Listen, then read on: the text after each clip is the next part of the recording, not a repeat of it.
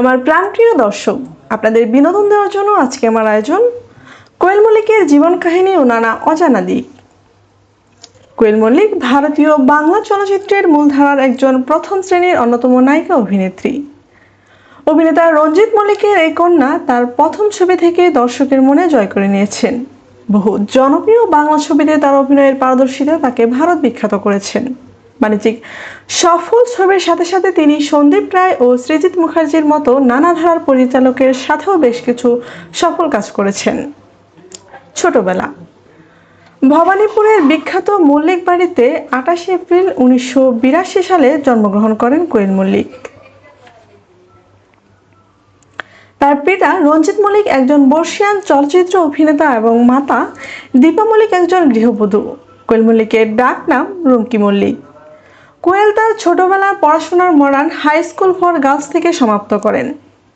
চলচ্চিত্র ক্যারিয়ার পিতা রঞ্জিত মল্লিক হওয়ার সুবিধার্থে সিনেমা জগতে প্রবেশ করতে তাকে কোনো বাধার সম্মুখীন হতে হয়নি। 2003 সালে হরনাথ চক্রবর্তীর নাটের গুরুত্বে কোয়েল মল্লিকের আত্মপ্রকাশ ঘটে। ওই ছবিতে রঞ্জিত মল্লিক নিজেও কোয়েলের পিতার ভূমিকায় অভিনয় করেন। প্রথম ছবিতে তিনি সেই সময়ের নতুন এবং জনপ্রিয় নায়ক জিতের বিপরীতে অভিনয় করেছেন। তাদের জুটি দর্শক মহল খুবই ছাড়া ফেলে এবং তারা বহু জনপ্রিয় ছবিতে জুটি হিসেবে অভিনয় করেন, যার মধ্যে বন্ধন, শুভদৃষ্টি, সাত পাকে বাঁধা ইত্যাদি জনপ্রিয়। প্রথম ছবিতে সমালোচকেরা তার প্রশংসা করেন এবং সেই সুবাদে তিনি পরপর বহু ছবিতে অভিনয়ের অফার পান। পিতা রঞ্জিত মল্লিকের সুবাদে সিনেমায় প্রবেশ সহজ হলেও শুধুমাত্র নিজের প্রতিভা এবং পরিশ্রম দিয়ে এত বছর ধরে তিনি নিজের সাফল্যকে ধরে রেখেছেন।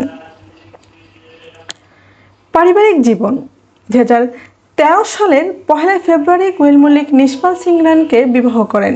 বিবাহর আগে 7 বছর ধরে তাদের সম্পর্ক ছিল। নিশপাল সিং রানে একজন সফল প্রযোজক।